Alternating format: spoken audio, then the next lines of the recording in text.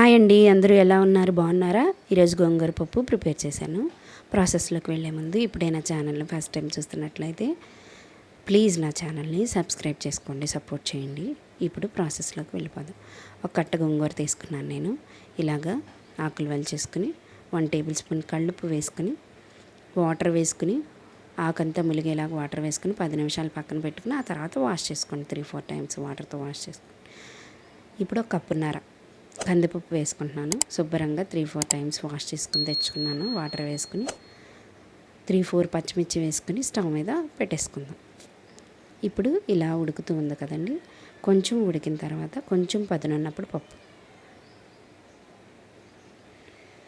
ఇదిగోండి చూపిస్తాను. ఇలా కొంచెం పప్పు పదునున్నప్పుడు ఆకుకూరని ఆల్రెడీ వాష్ చేసి పెట్టుకున్నాం కదా, ఆకుకూరని ఇందులో యాడ్ చేసుకుందాం.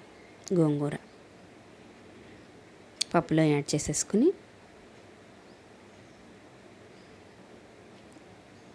ఒకసారి కలుపుకుందాం. 1/2 టేబుల్ స్పూన్ పసుపు వేసుకుందాం. పసుపు వేసుకుని టమాటాస్ 2 టమాటాస్ కావాలండి. 2 టమాటా కట్ చేసుకుని పెట్టుకోవాలి. 2 టమాటాస్ ఇలా వేసుకోవాలి. మీకు నచ్చితే వేసుకోండి, లేదంటే స్కిప్ చేయండి. వేస్తే చాలా టేస్టీగా ఉంటుంది. చిన్న చింతపండు, ఇది గోంగూర ఆల్రెడీ పులుపుగా ఉంటుంది కాబట్టి కొంచెం చింతపండు వేస్తున్నాను. వేసుకొని ఒకసారి కలుపుకోండి. ఇప్పుడు కారం 1.5 టేబుల్ స్పూన్, అలా గోంగూర పులుపు కదా, కారం 1.5 టేబుల్ స్పూన్ వేసుకున్నాను. వేసుకుని కలుపుకొని మీడియంలో పెట్టుకుని ఉడికించుకోండి. ఒక 10 నిమిషాల్లో ఈ పప్పు అనేది మనకి ఉడికిపోతుంది. ఇలా ఇదిగోండి, పప్పుకి పలుకంటూ లేనప్పుడు చక్కగా మనం తీసుకుని మెదుపుకోవాలి. ఇదిగోండి ఉడికిపోయింది కదా పప్పు. ఇప్పుడు దీన్ని పప్పు గుత్తితో మెదిపేసుకుందాం. ఇలా పప్పు గుత్తితో మెదిపేసుకుని చక్కగా ఆకులు పప్పు అంతా పచ్చిమిర్చి నలిగేలాగా మెదుపుకోవాలి. కల్లుప్పు వేసుకుని 1 టేబుల్ స్పూన్ కల్లుప్పు వేసుకుని మెదుపుకోండి. చక్కగా మెదుగుతుంది. ఇప్పుడు తాలింపు కోసం మనం రెడీ చేసుకుందాం. ఇలా పప్పు అనేది మనం తినే కన్సిస్టెన్సీ బట్టి, మీరు పల్చగా తింటే పల్చగా, చిక్కగా తింటే ఇదిగోండి పప్పు అనేది ఇలాగ ఉండాలి. ఇప్పుడు తాలింపుకి రెడీ చేసుకుందాం.